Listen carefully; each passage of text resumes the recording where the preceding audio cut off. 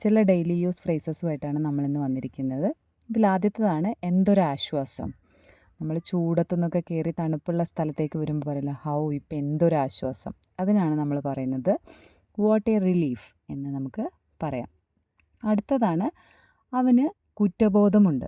അവൻ എന്തോ തെറ്റ് ചെയ്തു, പക്ഷെ അതിൽ അവനിപ്പോൾ കുറ്റബോധമുണ്ട്. അവന് കുറ്റബോധമുണ്ട് എന്ന് നമുക്ക് എങ്ങനെ പറയാം?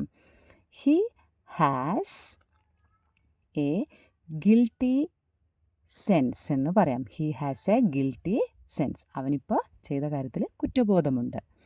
എനിക്കിത് വേണം, അല്ലെങ്കിൽ എനിക്കിത് കിട്ടണം, എനിക്ക് ഇങ്ങനെ തന്നെ വേണം, ഞാൻ ഇത്രയൊക്കെ ചെയ്തിട്ടു എനിക്കിത് വേണം എന്നൊക്കെ പറയില്ലേ, അതിനാണ് നമ്മൾ ഐ ഡിസേർവ് ദിസ്.